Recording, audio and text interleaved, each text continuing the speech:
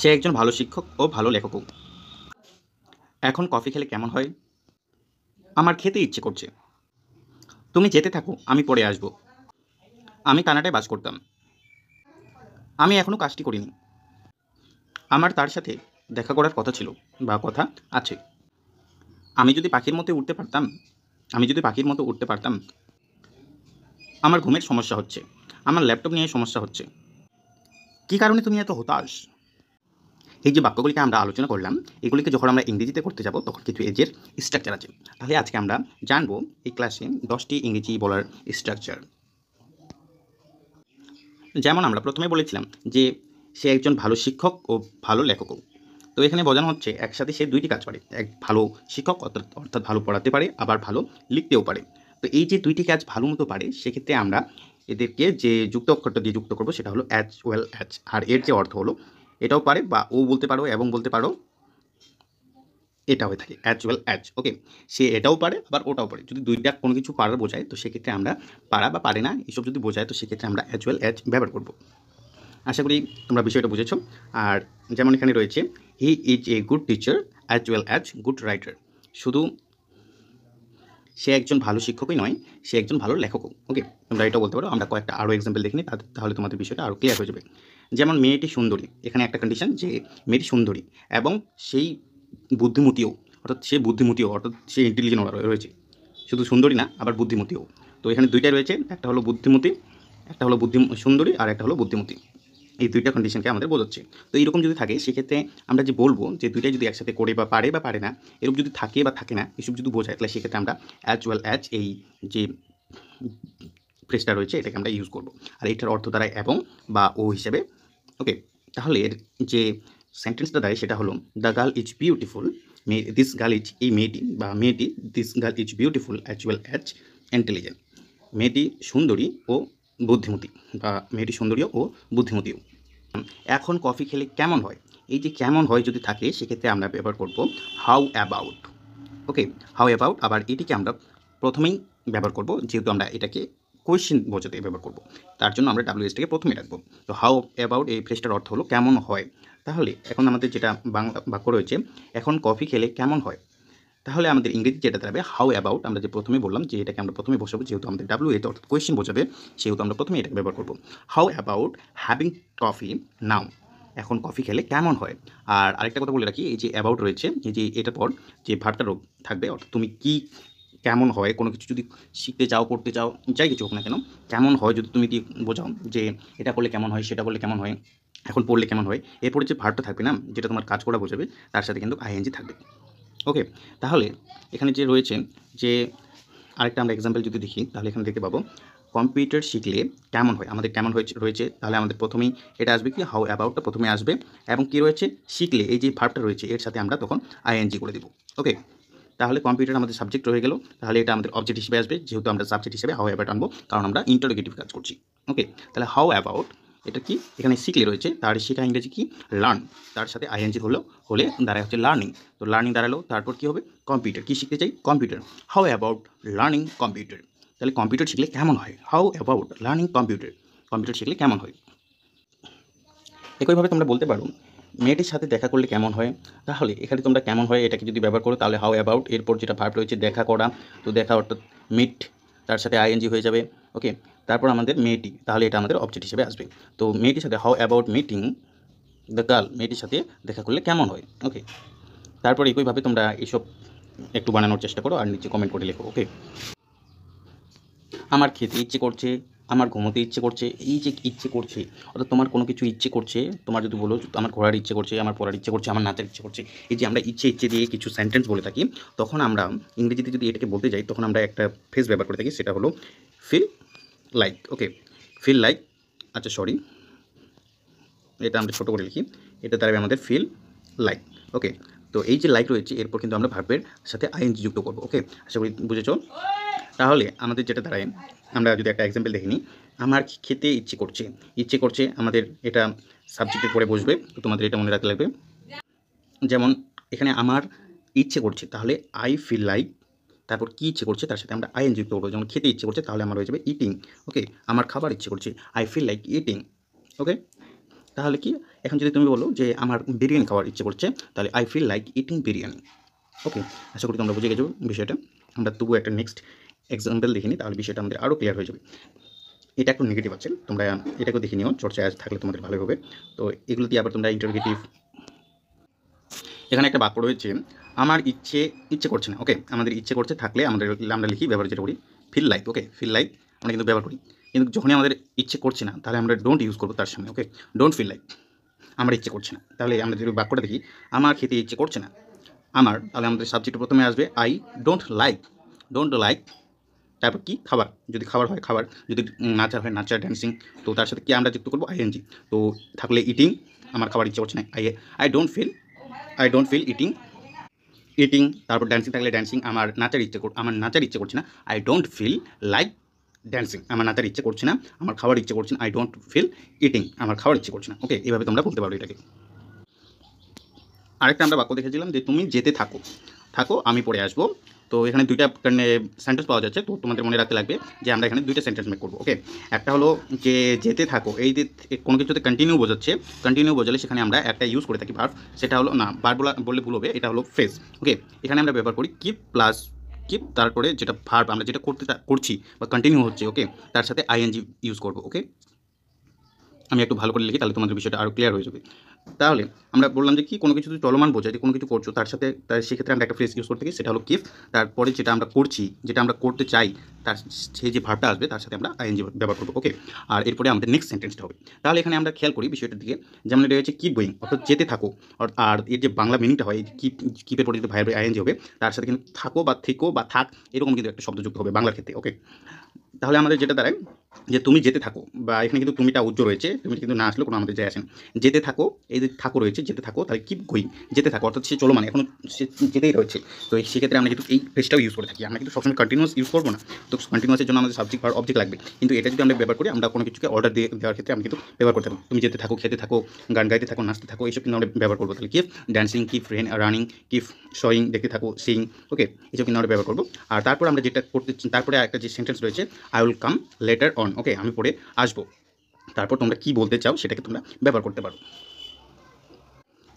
যেমন এখানে একটা সেন্টেন্স রয়েছে, কিপ ট্রাইং, অর্থাৎ চেষ্টা করতে থাকো, ট্রাই এর অর্থ হলো চেষ্টা, আর যখন কিপ থাকবে তখন একটা থেকো এইরকম আমি বলেছিলাম যে আসবে, তো চেষ্টা থাকলে কি, তারপর চেষ্টা করতে থাকো চলে আসবে, করতে থাকো কন্টিনিউ বোঝাবে। তারপর আমরা কি বলতে চাই, you will achieve your aim বা গোল, যে হোক না কেন, তোমরা যেটা নেক্সটে বলতে চাও সেটা তোমরা বসাবে। ওকে, আশা করি তোমাদের অনেকটা হেল্প হয়েছে এই ভিডিওটা। আরেকটা যেটা সেন্টেন্স রয়েছে সেটা হলো, নেক্সটে আমরা যেটা ব্যবহার করেছিলাম সেটা হলো, আমি কানাডায় বাস করতাম, আমি কানাডায় বাস করতাম, করতাম, এই যে তামযুক্ত রয়েছে এর জন্য কিন্তু আমরা উড ব্যবহার করি, না হলে উড। ওকে, না হলে আমরা ইউজ টু ব্যবহার করি, ইউজ টু। ওকে, তো দুইটার মধ্যে একটা ডিফারেন্ট রয়েছে। উড আমরা তখন ব্যবহার করবো যখন কোনো নিয়মিত কাজ হচ্ছিল না, অর্থাৎ আজকে সেই কোনো একটা আচ্ছা, এর সম্বন্ধে একটু ডিটেলস বলে দিই। এই যে উড এবং ইউজ টু, এটা কিন্তু আমরা অতীতের অভ্যাস বোঝাতে ব্যবহার করতাম, তাই ভার্বের সাথে তাম যুক্ত থাকবে, যেটা কিন্তু অতীতকে নির্দেশ করে। আমি করতাম, অর্থাৎ এখন করা থেকে করতাম, অর্থাৎ করতো। ওকে, আসলে তোমরা বিষয়টা বুঝে গেছো যে আমি সেটাকে ব্যবহার করতাম বা সেই ব্যবহার করতো, এইরকম যদি বোঝায় তাম তো দেন, সেক্ষেত্রে কিন্তু আমরা এই উড বা ইউজ টু ব্যবহার করে থাকি। আর এটা কিন্তু সেম, দুইটাই কিন্তু অতীতকে নির্দেশ করবে, আর দুইটারই একটাই অর্থ দেয় যে অতীতের কোনো অভ্যাসকে বোঝাবে, অর্থাৎ অতীতে তুমি কোনো কিছু করতে, সেই যে একটা অভ্যাস ছিল তোমার, সেটাকে নির্দেশ করার জন্য বা বোঝানোর জন্য আমরা উডকে কিংবা ইউজ টুকে ব্যবহার করি। কিন্তু এখন কথা হচ্ছে যে উডের যে অর্থ দাঁড়ায় এবং সুট টু যে রয়েছে এর অর্থ দুটারই কিন্তু সেম দাঁড়ায়, বা অর্থাৎ এটাই আমি বলতে চাই যে দুইটা কিন্তু অতীতের অভ্যাসকে নির্দেশ করে। কিন্তু একদের মধ্যে কি পার্থক্য রয়েছে যে আমরা কখন কোনটাকে ব্যবহার করবো? হ্যাঁ, অবশ্যই রয়েছে। উডকে আমরা তখন ব্যবহার করবো যখন অতীতে তুমি কোনো কিছু করতে কিন্তু নিয়মিত না, সেক্ষেত্রে আমরা উডকে ব্যবহার করবো। আর যদি তুমি ইউজ টু ব্যবহার করো, সেক্ষেত্রে তুমি এটাই বোঝাতে চাইছো যে তুমি প্রত্যহ বা নিয়মিত বা রুল বা রুটিন অনুযায়ী তুমি সেই অতীতে কোনো কিছু করতে, সেটাকে বোঝানোর জন্য আমরা ইউজ টু ব্যবহার করবো। আশা করি তোমরা বিষয়টা বুঝে গেছো। আমরা এবার এক্সাম্পলের দিকে মনোযোগ দিই। যেমন এখানে বলা হয়েছে, আমি কানাডায় বাস করতাম। ওকে, করতাম যেহেতু রয়েছে, আমরা না এখানে উড ব্যবহার করবো, না হলে ইউজ টু ব্যবহার করবো। ওকে, তো এখানে আমাদের রয়েছে বাস করা, কিন্তু সেখানে কিন্তু নিয়মিত বাস করা, তাই আমরা এখানে ইউজ টু ব্যবহার করবো আর ইউজ টু ব্যবহার করবো। ওকে, তাহলে যেটা দাঁড়ায়, I use two live in Canada, আমি কানাডায় বাস করতাম। ওকে, যেমন এখানে আরেকটা রয়েছে, আমি পুকুরে সাঁতার কাটতাম। এখানে কিন্তু এই ইউজ টুটা আমরা যখনই ইউজ করবো তখন কিন্তু ও বোঝাবে যে ডেলি আগে পুকুরে সাঁতার কাটতো, কিন্তু বর্তমানে কাটে না। Okay, I use to swim in the pond, আমি পুকুরে সাঁতার কাটতাম। ওকে, আমরা নেক্সট আলোচনা করব এখন। নেক্সটে আমাদের রয়েছে আমি এখনও কাজটি করিনি, অর্থাৎ করা হয়নি, আনকমপ্লিটেড বা ইনকমপ্লিটেড। ওকে, কাজটা পুরোপুরি হয়নি। ওকে, সেক্ষেত্রে আমরা এই যে কাজটি আমি এখনও করিনি, আমি এখনও কাজটি করিনি, এক্ষেত্রে আমরা আনকমপ্লিটেড তো ইউজ করতে পারবো না, দ্য ওয়ার্ক ইজ আনকমপ্লিটেড এটা কিন্তু হয় না। এই কাজটি এখনও করিনি, যখন যখন আমরা সাবজেক্ট নিয়ে আসবো তখন আমাদের কিন্তু যদি দ্য ওয়ার্ক ইজ আনকমপ্লিটেড সেক্ষেত্রে কিন্তু এটা ঠিক আছে, কিন্তু যখনই আমি বলবো যে আমার কাজটি হয়নি বা আমি কাজটি এখনও করিনি, সেক্ষেত্রে কিন্তু আমরা এমইচ আর ওয়াচ ওয়েট যে রয়েছে এরপর ওয়েট টু ব্যবহার করবো। ওকে, তাহলে আমাদের এখানে যে বাক্যটা রয়েছে এর যদি আমরা বাংলা করতে চাই বা সরি ভুল বললাম, ইংরেজি যদি করতে চাই তাহলে আমরা কেমন করে এটাকে করব। আমরা যেহেতু এখানে বললাম যে আমি বা তার সম্পর্কে বা কারো সম্পর্কে যদি বলে যে করিনি বা হয়নি এখনও, তো সেক্ষেত্রে কিন্তু আমরা এই ওয়াচ ওয়্যার এমইচ আর ওয়াচ ওয়্যার যে রয়েছে এরপর ওয়েট টু ব্যবহার করব, যার অর্থ দাঁড়ায় করিনি। ওকে, তোমরা অবশ্যই বুঝে গেছো, মানে এখনও করিনি, শুধু করিনি বলতে নয়, এখনও করিনি মানে বর্তমানে করিনি। ওকে, ভবিষ্যতে করার একটা আছে, আশা আছে বা কোনো কিছু আছে, সম্ভাবনা আছে। তো সেক্ষেত্রে আমরা এটা ব্যবহার করে থাকি। তোমরা আশা করি বুঝে গেছো ব্যাপারটা, যে এখনও করিনি, সেক্ষেত্রে আমরা অ্যামিচার ওয়াচ ওয়্যার এরপর উইথ টু ব্যবহার করে থাকি। এবং টু এর পর আমরা কী করিনি বা কী করার যে ভার্বটা থাকবে আমাদের বাংলা ভার্বের, তো সেটা আমরা বসাবো এবং তারপর আমরা অবজেক্টকে ব্যবহার করবো। যেমন এখানে আমাদের বলা হয়েছে যে আমি এখনও কাজটি করিনি, তো আমাদের কাজটি যেটা রয়েছে দ্য ওয়ার্ক, এটা হলো অবজেক্ট। ওকে, এরপর আমাদের এখনও করিনি, এর জন্য আমরা ব্যবহার করবো ওয়েট টু। ওকে, ওয়েট টু ব্যবহার করবো। আর যেহেতু আমাদের করিনি রয়েছে সেহেতু আমরা বুঝতে পারছি যে এমইচ আর হবে এখানে। আর ওকে, তারপর আমরা ব্যবহার করব যে আমি, আই।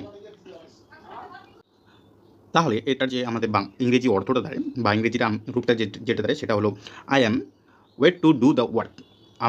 আমি এখনও কাজটি করিনি।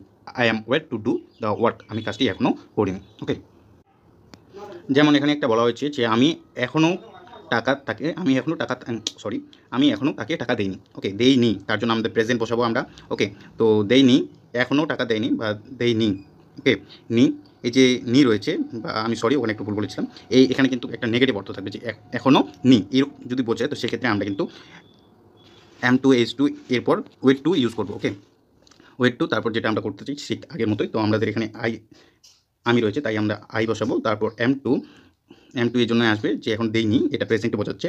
এম টু মানে এখনও দেইনি, কি টাকা দেয়নি, তার জন্য আমাদের গিভ আসবে। আর হিম মানে তাকে এখনও টাকা দেয়নি। আমার তার সাথে দেখা করার কথা আছে বা ছিল, তো ছিল যদি বোঝায় তো ওয়াচ আসবে।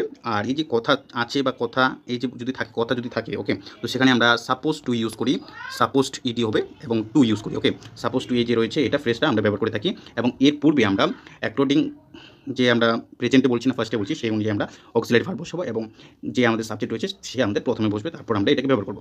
এবং মিড টু এর পরে তোমরা সেমভাবে বুঝতে পারছো যে মিড টু যেহেতু রয়েছে একটা ভার্ব আসবে এবং তারপর আমরা অবজেক্ট বসাবো। ওকে, তাহলে এখানে যে আমাদের বাক্যটা রয়েছে যে আমার তার সাথে দেখা করার কথা বা কথা আছে, এটা কিন্তু প্রেজেন্টে বোঝাচ্ছে, তার জন্য আমরা অ্যাম, ইজ, আর এই সব কিন্তু ব্যবহার করে থাকবো, যেটা আমাদের প্রেজেন্ট টেন্সকে দর্শায় বা প্রেজেন্ট টেন্সকে নির্দেশ করে, সেখানে কিন্তু আমরা অ্যাম, ইজ, আর ব্যবহার করবো। আর যদি ছিল, আমার কথা ছিল, তো সেক্ষেত্রে কিন্তু আমরা watch were suppose to use করবো। ওকে, তাহলে আমাদের যেটা একটু বাংলা দাঁড়ায় সেটা হলো আমার যেহেতু রয়েছে সেই জন্য আমরা আই বসাবো এবং কি কথা ছিল, মানে কথা ছিল, তো কথা ছিল, তার জন্য আমরা সাপোজ টু ব্যবহার করব এবং কি এই যে মিট দেখা করা, তার জন্য আমরা মিট ব্যবহার করব এবং তার সাথে হিম। ওকে, তাহলে আমাদের যেটা দাঁড়ায় আই এম সাপোজ টু, যেহেতু আমাদের কথা, এটা আমাদের প্রেজেন্টে বোঝাচ্ছে, আর কথা ছিল যদি বোঝায় তাহলে ওয়াচ ওয়্যার চলে আসবে। ওয়াচ ওয়্যার সাপোজ টু, যেহেতু আমাদের কথা রয়েছে প্রেজেন্টে বোঝাচ্ছে, তাহলে I am suppose two suppose two, তারপর যেটা আমাদের রয়েছে দেখা করা, তো মিট হিম, তার সাথে দেখা করার কথা আছে। এখানে আরেকটা সেন্টেন্স রয়েছে যে আমার বাড়ির কাজ করার কথা। ওকে, কথার জন্য তোমরা সাপোজ টু ইউজ করবে এবং কথা যেহেতু রয়েছে প্রেজেন্টে বোঝাচ্ছে, তার জন্য অ্যামিচার এটা ইউজ করবে। আর আই এর জন্য আমার যেহেতু রয়েছে সেহেতু আই, তারপর কাজ, তো কাজটা টু এর পর আমরা ইউজ করবো এবং বাড়ি, তারপর আমরা বাড়িকে ইউজ করবো। তো তোমাদের আমি এটাই রিকোয়েস্ট করবো যে তোমরা কিন্তু এটার অ্যান্সারটা দেওয়ার চেষ্টা করবে। ওকে, এটার বা যত সব তোমরা বানাতে পারো তোমরা ওটাও লিখে দিবে ওখানে। আমি যদি পাখির মতো উঠতে পারতাম, সেক্ষেত্রে আমরা আই উইশ, আই কুড, অর্থাৎ যেটা আমি পারতাম সেটার জন্য আমরা কুড ব্যবহার করবো। Okay, fly like a bird, I wish আমি যদি পাখির মতো, আই উইশ আমি যদি, ওকে, একটা ইচ্ছে বোঝানোর ক্ষেত্রে আমি যদি আই উড ফ্লাই, উঠতে পারতাম, এটার জন্য তাম। ওকে, তাহলে I would fly like a bird, আমি যদি পাখির মতো উঠতে পারতাম, আমি যদি কাজ করতে পারতাম, এই যে আই উইশ, আই উড, এটার জন্য আমরা কিন্তু এটা ইউজ করবো, আমি যদি তারপর পারতাম। ওকে, দিয়ে পারতাম তোমরা এটা বলতে পারো। কোনো কিছু যদি তোমার পারার ইচ্ছে থাকে সেক্ষেত্রে তুমি এটা বলতে পারো, I wish I would work for my country, আমি যদি আমার দেশের জন্য কাজ করতে পারতাম বা আমি যদি কাজ ভালোভাবে করতে পারতাম, যে কোনো কিছু তোমরা বলতে পারবে এখানে। এরপর সবথেকে একটা ইম্পর্টেন্ট যেটা ফ্রেজ রয়েছে সেটা হলো যে কোনো কিছু সমস্যা হয় সেটা বোঝাতে আমরা কিন্তু একটা ফ্রেজ ইউজ করে থাকি, না একটা বলে ভুল হবে, আমরা দুইটা ফ্রেজ ইউজ করে থাকি। তো দুই ধরনের, তো হ্যাভিং প্রবলেম উইথ এটা আমরা ব্যবহার করে থাকি, বা হ্যাভিং ট্রাভেল উইথ, ওকে, এই দুটো আমরা ফ্রেজ ব্যবহার করে থাকি। যদি কোনো কিছুতে সমস্যা হচ্ছে, এই যে সমস্যা হচ্ছে, সমস্যায় পড়েছে বা সমস্যা হচ্ছে, এইসব যদি বোঝায় তো সেক্ষেত্রে, অর্থাৎ সমস্যা যদি বোঝায় তো সেক্ষেত্রে তোমরা হ্যাভিং প্রবলেম উইথ বা হ্যাভিং ট্রাভেল উইথ বলতে পারো। আর এর সামনে তো সাবজেক্ট তোমার যে যার সম্পর্কে তুমি বলতে চাইছো তো সেটা তোমাদের প্রথমে বসাতে লাগবে। আর যদি যদি যদি প্রেজেন্টে বলো তো প্রেজেন্টে, যদি পাস্টে বলো তো পাস্টের জন্য তোমরা অ্যামিচার ওয়াচ চেঞ্জ করতে পারো। তাহলে কি আমরা যেটা এক্সাম্পল দেখেছিলাম, আমার ঘুমের সমস্যা হচ্ছে, তো সমস্যার জন্য আমরা হ্যাভিং উইথ প্রবলেম, তো তার কিসের সাথে সমস্যা হচ্ছে? ঘুম। এদিকে ঘুমের জন্য আমরা সেটাকে অবজেক্ট হিসেবে ব্যবহার করবো, কার সমস্যা হচ্ছে? আমার, তো সেটাকে আমরা সাবজেক্ট হিসেবে ব্যবহার করবো। তো I am having problem with sleep, আমার ঘুমের সমস্যা হচ্ছে। তারপর যেটা আমরা বলেছিলাম যে আমার ল্যাপটপ নিয়ে সমস্যা হচ্ছে, I am having problem with my laptop, আমার ল্যাপটপের সমস্যা হচ্ছে বা ল্যাপটপ নিয়ে সমস্যা হচ্ছে। ওকে, আশা করি তোমরা বুঝে গেছো। এখানে একটা রয়েছে এক্সাম্পল যে কী কারণে তুমি এতটা হতাশ, তুমি কী কারণে, তো কী কারণে বা কীভাবে, এই যে আমরা বলে থাকি এটার জন্য আমরা একটা ফ্রেজ ইউজ করে থাকি। এমনিতে আমরা সাধারণত জানি যে যে কীভাবে বোঝাতে কিন্তু আমরা হাউ ব্যবহার করি, অনলি হাউ, কিন্তু আমরা হাউ দিয়ে আমরা কীভাবে এবং কী কারণে, এই যে দুইটা রয়েছে এটাকে কিন্তু আমরা হাউ এর সাথে কাম যুক্ত করিয়ে একটা ফ্রেজ পাই, যেটার অর্থ দাঁড়ায় কী কারণে বা কীভাবে। ওকে, তো হাউ দিয়েও একই কোশ্চেন আসে, আবার হাউ কাম দিয়েও একই ধারণা আসে। অর্থাৎ তোমাদের আমি এটাই বলতে চাই যে কোনো কোনো ক্ষেত্রে কিন্তু দুইটা কনসেপ্ট থাকতে পারে, এটা নিয়ে কোনো ইসে নেই, ভয় করো না, কারণ আমরা এর পূর্বে দেখলাম যে একটারই কিন্তু দুইটা রূপ আছে। ওকে, তো যেমন having problem with, having travel with, একটাই বাক্য বোঝানোর জন্য আমরা বিভিন্নভাবে বলতে পারি, তো সেই আদব কায়দাটার জন্য এটা কিন্তু আমরা ব্যবহার করে থাকি। ওকে, তাহলে এখন আমরা এক্সাম্পলটা দেখে নিই, how come you are so upset. তাহলে কী কারণে যেহেতু রয়েছে, তার মানে হাউ কাম, আর যেহেতু আমাদের কী কারণে তুমি এতটা হতাশ, কী কারণ বা কীভাবে, তাহলে এটা আমাদের নিশ্চয়ই একটা ইন্ট্রোগেটিভ বোঝানোর জন্য ব্যবহার করা হচ্ছে। তো সেক্ষেত্রে আমরা হাউ কাম যে রয়েছে ফ্রেজটা, এটাকে আমরা প্রথমেই ব্যবহার করবো, এবং তারপর সাবজেক্ট অবজেক্ট ভার্ব। ওকে, তো তুমি how come you are so upset, তুমি এতটা, কী কারণে তুমি এতটা হতাশ হয়ে গেছো বা হতাশ রয়েছো, যেহেতু আর আছে। ওকে, তাহলে কীভাবে তুমি এত বড় ভুলটি করলে, কীভাবে, যেহেতু রয়েছে হাউ কাম আসবে আমাদের তুমি, তাহলে you made a great mistake, তুমি কীভাবে তুমি এত বড় ভুল করলে বা কেমন করে তুমি এই বড় ভুলটা করলে। ওকে,